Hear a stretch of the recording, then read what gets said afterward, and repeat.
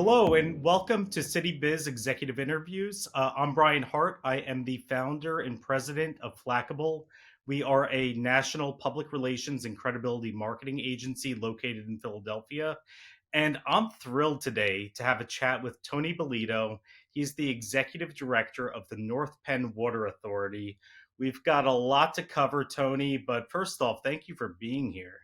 Well, thank you very much for the invitation. It's a pleasure. And so, Tony, you've had a long career in the water industry.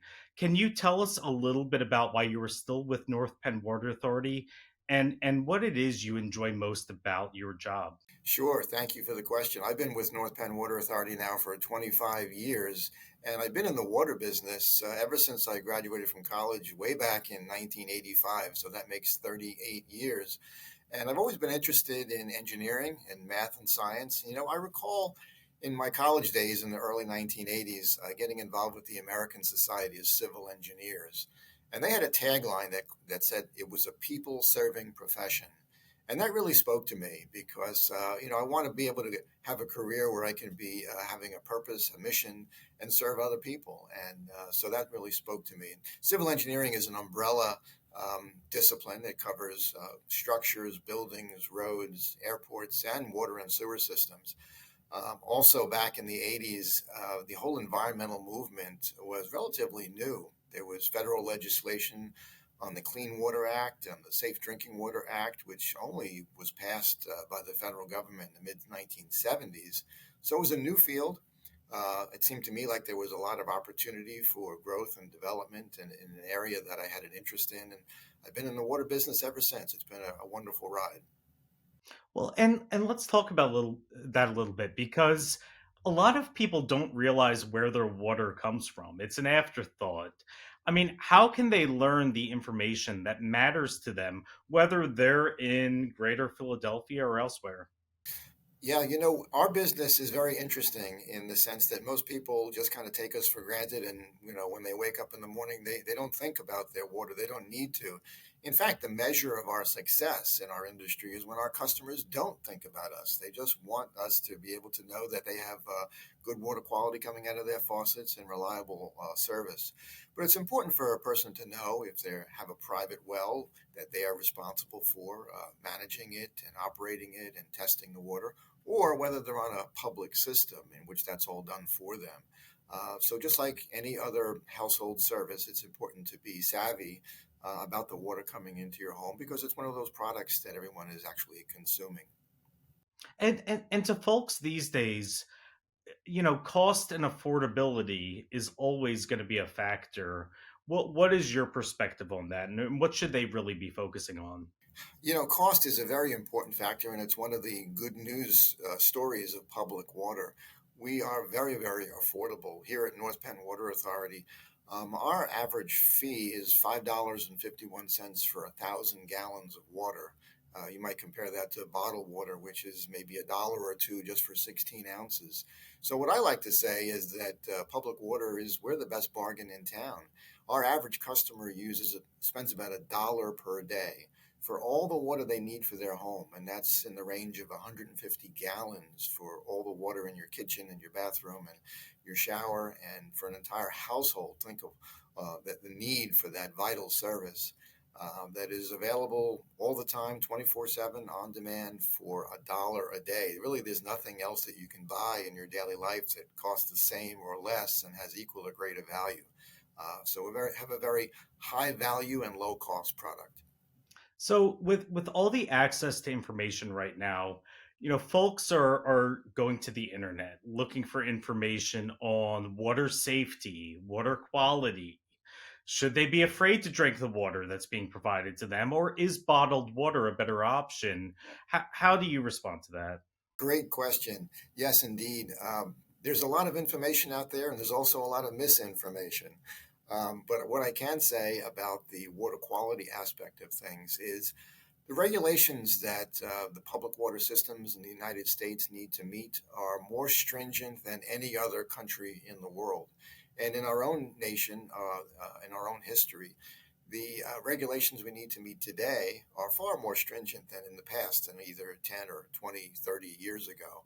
So people can be very confident that if they're on a public system, that the quality is excellent and that it is meeting the highest of standards. Now, of course, you'll see in the media that there are legitimate stories about contamination issues and problems with water systems. You read about that almost every day around the country and around the world. There are issues that arise, there are problems that do occur. But by and large, the average customer of a public system can be quite confident that they don't need to worry about the water quality. Now, you made a comparison there to bottled water. I think that's a very important point also. We need to meet different regulations than the bottled water industry does, and that might be very surprising to people. We need to meet the EPA, the Environmental Protection Agency standards. The bottled water industry needs to meet the Food and Drug Administration standards, FDA, and those are different standards.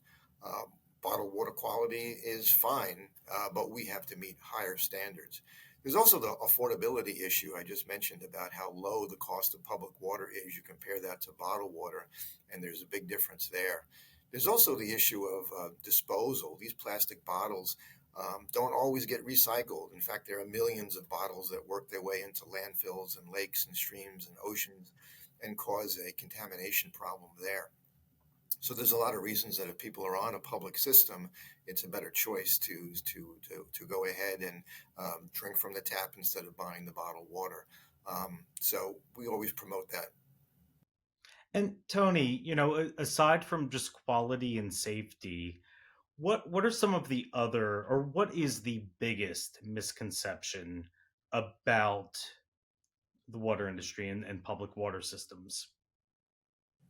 I think one of the misconceptions is, first of all, people are not aware that there are nonprofit, publicly owned systems such as the North Penn Water Authority or a city or anything that is publicly owned, as compared to a private company, which provides the same service, but they have a for profit business motive.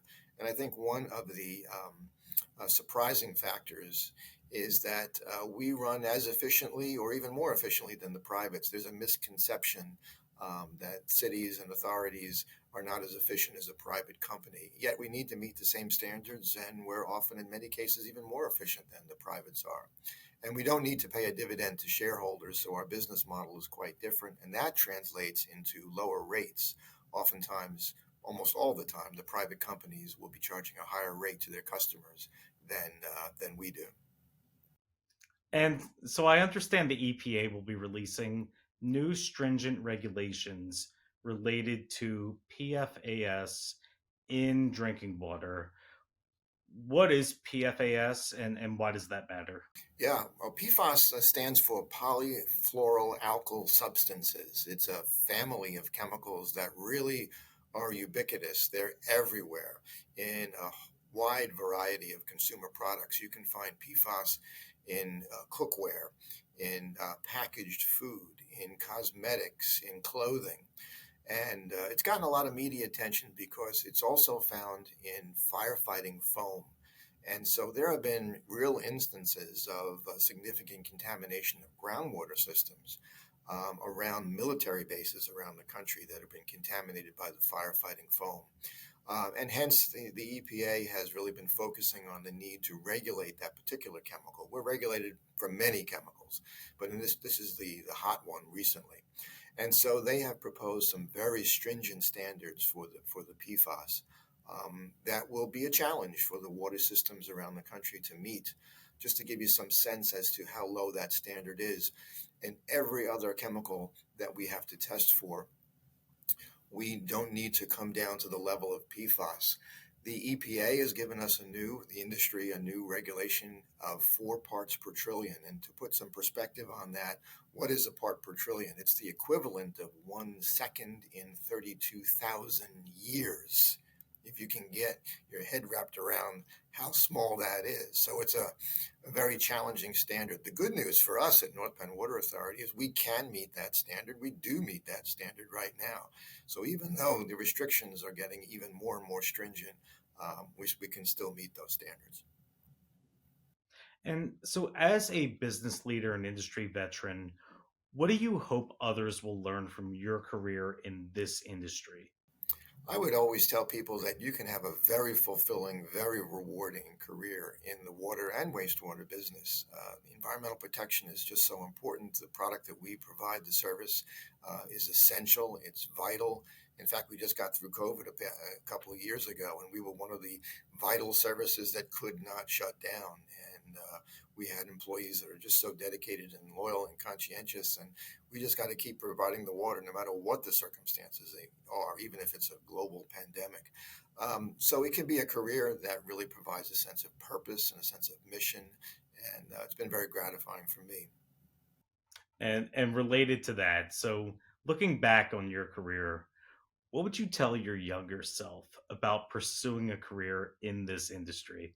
I guess what I would tell my younger self is what I tell young people that do now come into the industry, and that is as the work ethic, always do more than what's required, always make the extra effort, and be patient. Your opportunities to grow in the industry and to be promoted and have more responsibility will absolutely come. But it's about being proactive to make that extra effort. Tony Bellitto, North Penn Water Authority, thank you so much. Your career, your work impacts all of us. For Citybiz, I'm Brian Hart, and thank you so much for joining us today. And thank you to the viewers as well. Thank you.